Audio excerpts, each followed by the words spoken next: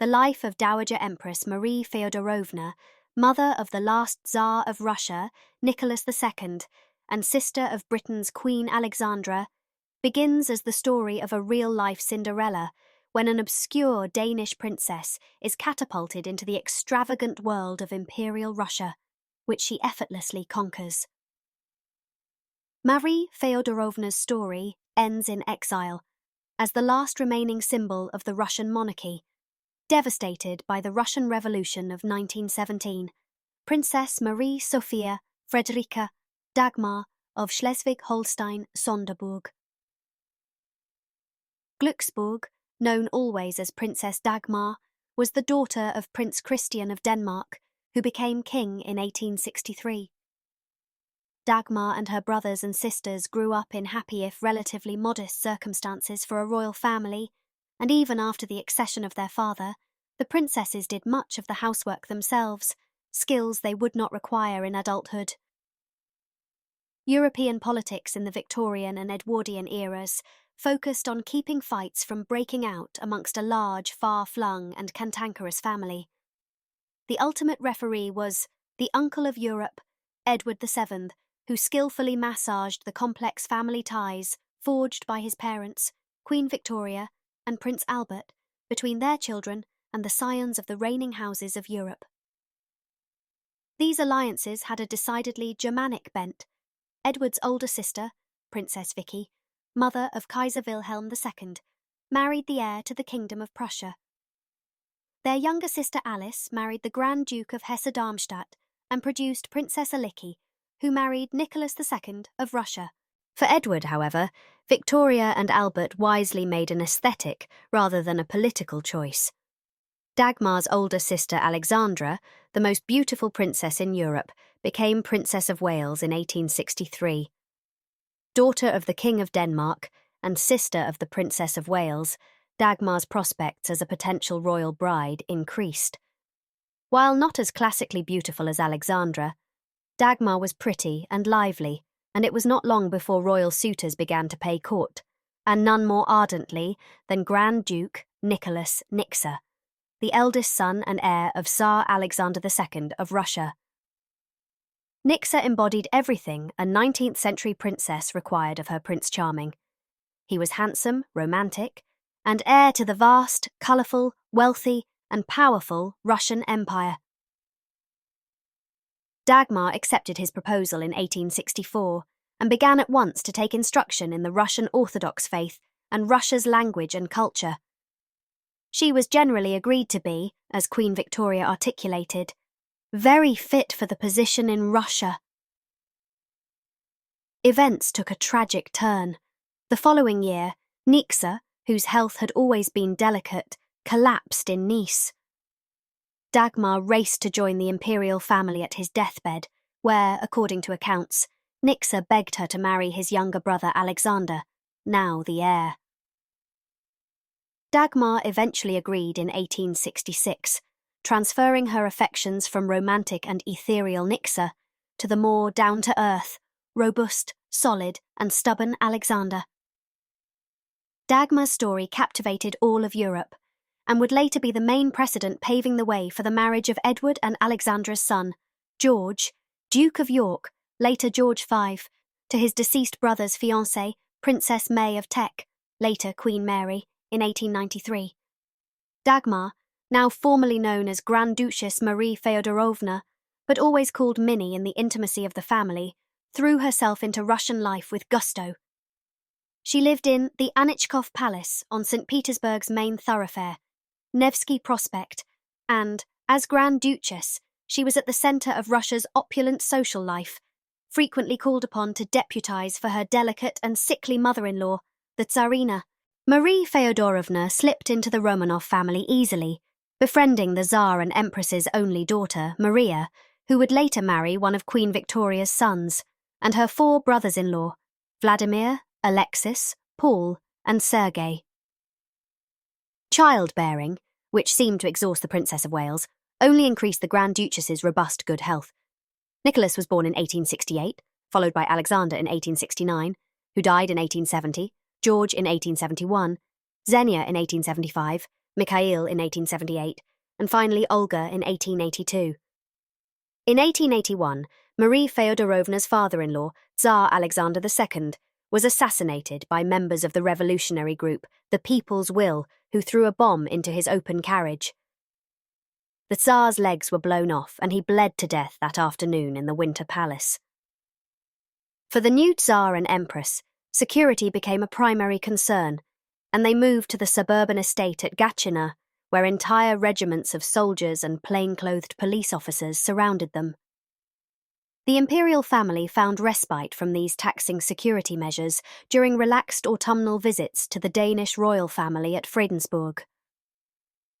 The informality of Fredensborg enhanced the close ties of the Waleses and the Romanovs. Their children were good friends, and much was made of the astonishing resemblance of the future King George V and Nicholas II, who were often mistaken for one another. Chancellor Otto Bismarck of Prussia regarded these apolitical gatherings with much suspicion, concerns he shared with his protégé Prince Wilhelm, the future Kaiser. The seeds of conflict were sown. Elegant, intelligent, and consummately charming, Marie Feodorovna presided over the most glittering court in all of Europe, always impeccably dressed. She loved clothes and wore them so superbly that she was considered the best-dressed woman in Europe. Marie Feodorovna's love of fine things inspired her husband to commission Peter Carl Fabergé to create the first of his incomparable imperial Easter eggs in 1885. The hen egg was the beginning of a tradition that Marie Feodorovna's son, Nicholas II, would continue gifting eggs to his mother and wife until 1917. As Marie Feodorovna's children passed from adolescence to young adulthood, her attention turned to finding them suitable partners. Unwilling to have her favourite daughter, Xenia, leave Russia, Marie Feodorovna was relieved when Xenia's choice fell on her second cousin, Alexander Mikhailovich, known to the family as Sandro. Marie Feodorovna's caused her more trouble. Her second son, George, was diagnosed with tuberculosis as a teenager and sent to live in the Caucasus, where the mountain air was beneficial to his health. Tsarevich Nicholas, the heir to the throne, usually biddable and pliant, proved unwavering in his determination to marry the shy, sullen Princess Aliki of Hesse-Darmstadt. Though neither Marie Feodorovna nor Tsar Alexander III thought Aliki suited to the role of future Empress of Russia, they reluctantly gave their consent for Nicholas to propose to Aliki in 1894.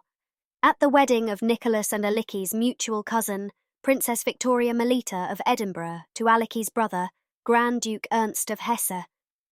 Egged on by another mutual cousin, Kaiser Wilhelm II, Nicholas persuaded Aliki to overcome her concerns about converting to Russian Orthodoxy, and the couple announced their engagement to the entire assembled family, which included Aliki's redoubtable grandmother, Queen Victoria. Fabergé was called in once again and earned his largest ever commission on the engagement present. Alexander III and Maria Feodorovna gave Aliki a sautoir of pearls that cost $2.9 million in today's money. Even Queen Victoria was impressed and reminded her granddaughter not to be too proud. Marie Feodorovna spent much of the early 1890s fretting about her husband's health. Alexander III was diagnosed with nephritis in 1894 and proved a difficult patient. In the autumn of 1894, doctors suggested a change of climate, and the imperial family headed to Crimea, hopeful that the milder Black Sea climate would do him good. But Alexander did not improve, and soon the Prince and Princess of Wales and Aliki were summoned to Livadia, along with other members of the family, to support Marie Feodorovna as she presided over her husband's last hours. In the aftermath of Alexander III's death, Aliki was accepted into the Russian Orthodox Church and became Grand Duchess Alexandra Feodorovna. Following the ordeal of a lengthy funerary procession from Crimea back to St. Petersburg, Marie Feodorovna oversaw the wedding of Nicholas and Alexandra in the Imperial Chapel of the Winter Palace. Marie Feodorovna, now Dowager Empress, returned to her beloved Anitkov Palace with Nicholas and Alexandra, Xenia and Sandro, as well as her two youngest children, Michael and Olga. Relations with the new empress were not easy. Egged on by the Princess of Wales, Maria Feodorovna refused to hand over the crown jewels and insisted on retaining precedence over Nicholas's wife on state occasions. As the 1890s passed, Marie Feodorovna was active, both in St. Petersburg and around Europe. She joined the general national rejoicing in 1904, when Alexandra finally gave birth to a son and heir, Alexei, after producing 4 daughters in succession, none of whom could inherit their father's crown. Marie Feodorovna relished her growing brood of grandchildren, particularly Xenia and Sandro's 7 children. Marie Feodorovna ruled once again supreme at the heart St. Petersburg's glittering society, and comparisons between her innate social finesse and her daughter-in-law's painful lack of it were a constant topic amongst society gossips. As the years passed, Nicholas and Alexandra retreated further from St. Petersburg, particularly after their son Alexis was diagnosed with haemophilia. They made their home in the suburban Alexander Palace, doing everything they could to hide the Tsarevich's fatal illness from the public. It was here that Nicholas and Alexandra received frequent visitors from the infamous Grigory Rasputin, who was the only person who could bring relief to Alexis during his frequent hemorrhages. Nicholas II remained close to his mother, writing to her often, and they consoled one another in the aftermath of another family crisis in 1912. Marie Feodorovna's youngest son, Michael, second in line to the throne after the fragile Alexis, married his longtime lover, Natalia Wolfert, a twice-divorced commoner, and mother of Michael's only child, George, who was born in 1909. Marie Feodorovna continued to seek consolation in travelling, joining her sister, Dowager Queen Alexandra, each autumn at Havidor, a house in their native Denmark the sisters purchased in 1906. In 1914, Russia, woefully underprepared, declared war on Germany, setting the stage for the demise of the dynasty. In 1916, Rasputin was assassinated by Marie Feodorovna's nephew, Grand Duke Dmitry Pavlovich, and Felix Yusupov, the husband of the Empress's granddaughter, Irina. Marie Feodorovna spent much of the war in Kiev, where she received the devastating news in 1917 that Nicholas II had abdicated on behalf of himself and his son Alexis in favour of Grand Duke Michael.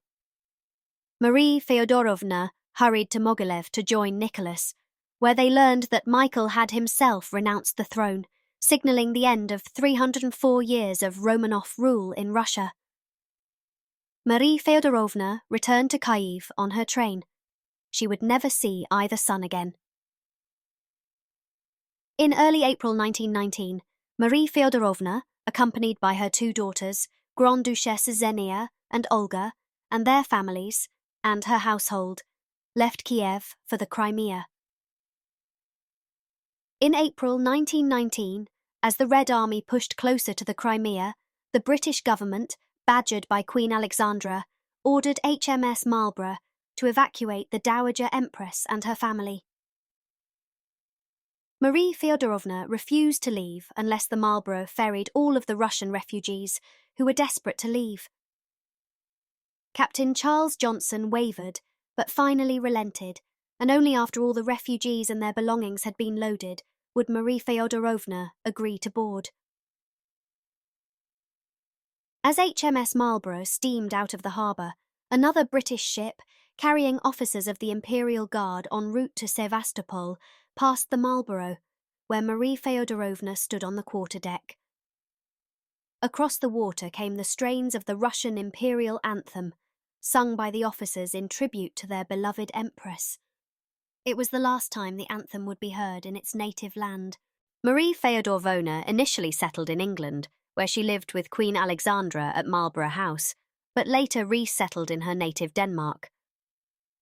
To her dying day, she refused to believe the increasing evidence that Nicholas and his family had been killed in Ekaterinburg, or that Michael had met his end in Perm. She acknowledged no successor to her son and refused to meet any of the claimants, purporting to be her granddaughter, Anastasia. Marie Feodorovna died in 1928, and the tattered remains of Russian nobility joined European royalty, gathered to bid farewell to the last remaining link with Imperial Russia. Her remains were interred in Roskilde Cathedral, the traditional resting place of the Danish royal family, but in 2006, her coffin was returned to Russia, via the same route the Sea King's daughter had taken 140 years earlier, and she was laid to rest beside her husband, Alexander III, in the Peter and Paul fortress.